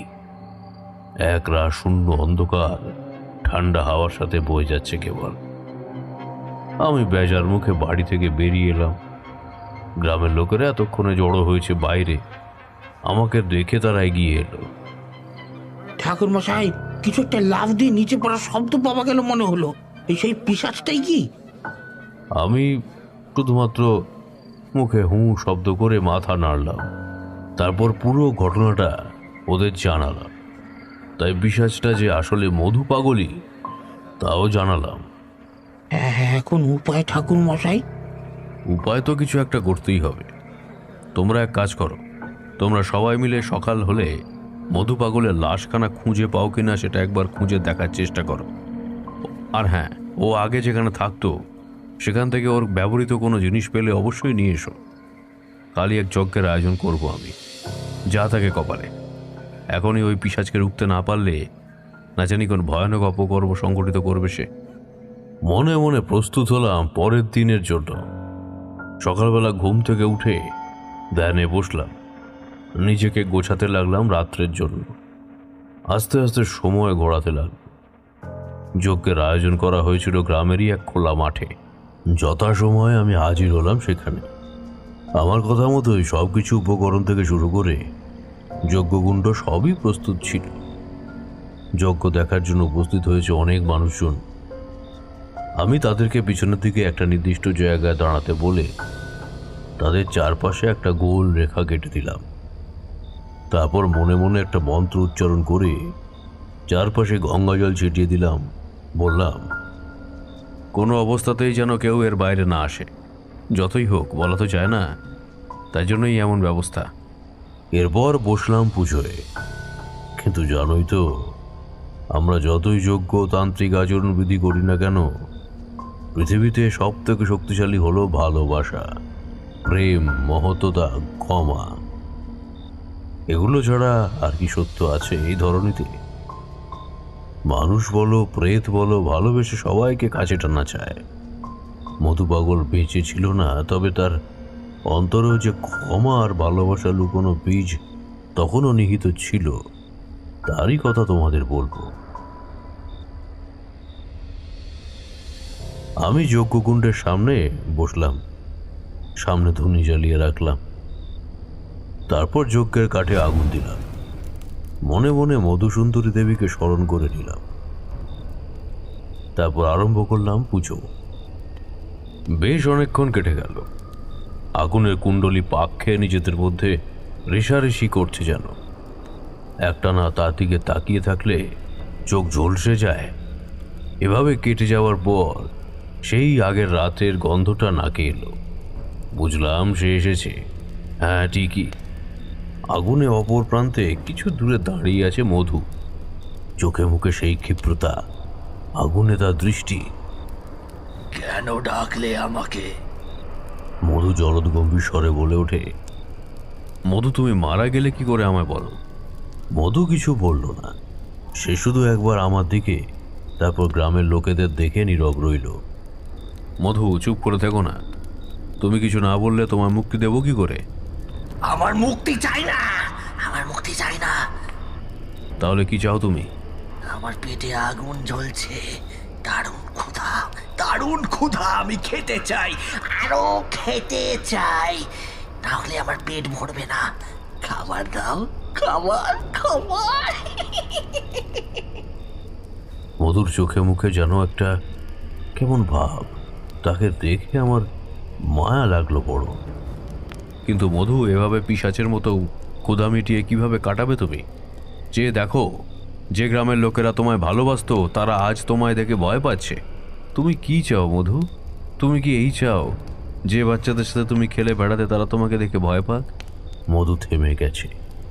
কেবল ভাবলেশীনভাবে তাকিয়ে থাকলো গোলাকার বৃত্তের মধ্যে থাকা লোকগুলোর দিকে। কিন্তু এই মারণ খিদে, এই যে আমাকে টিকতে দিচ্ছে না। তুমি মারা গেলে কি করে মধু? মধু কিছুক্ষণ চুপ করে থাকলো, তারপর বলল, কয়েকদিন আগে হবে, দুপুর বেলা ছিল, প্রচন্ড খিদে পেয়েছিল। ঘুরতে ঘুরতে কখন যেন মোড়ল মশাইয়ের বাড়ির সামনে এসে পৌঁছে গিয়েছিলাম। কি মনে হলো মোড়ল মশাইকে ডেকে কিছু খাবার দেওয়ার কথা বললাম, কিন্তু হলো কি, মোড়ল মশাই খেপে গিয়ে লাঠি পেটা করলো। বলতে লাগলো, লোকের বাড়ি খাবার চেয়ে খাস, লজ্জা লাগে না? মরিস না কেন তুই? হ্যাঁ হ্যাঁ হ্যাঁ। তারপর তারপর কি হলো জানি না, খিদে পেট জ্বলছিল। পশ্চিম দিকের পুকুর পাড়ে গিয়ে পুকুর ধারের কাঁচা শাক পাতা খেতে লাগলাম। একসময় গলা আটকে গেল, চোখ ঝাপসা হয়ে এলো, মাটিতে পড়ে গেলাম। যখন চোখ খুললাম দেখলাম আমার দেহটা পড়ে আছে জলার মধ্যে, মুখ দিয়ে বেরিয়ে আসছে একটা কালো বমি। শরীরে শ্বাস নেই, কেবল পেটে খিদে, আর কোনো অনুভূতি নেই। কেবল একটাই অনুভূতি, খিদে খিদে খিদে খিদে। আমি চুপ করে থাকলাম, কি যে বলি। তবে আমায় বলতে হলো না। গ্রামের লোকেদের ভিড়ের মধ্যে থেকে বেরিয়ে এলো একজন। হ্যাঁ, মোড়ল মশাই। তিনি এগিয়ে এলেন সামনে। মধুর সামনে এসে তিনি হাত জোড় করে বললেন, মস্ত বড় ভুল করেছি রে। আমার ভুলের কোনো ক্ষমা হয় না। আমি যদি সেদিন তোকে খাবার না দিয়ে তাড়িয়ে দিতাম তাহলে তুই আমায় শাস্তি দে, কিন্তু এই গ্রামবাসীদের পোষা মুরগি হাঁস এসব ছেড়ে দে, এদের ছেড়ে দে তুই।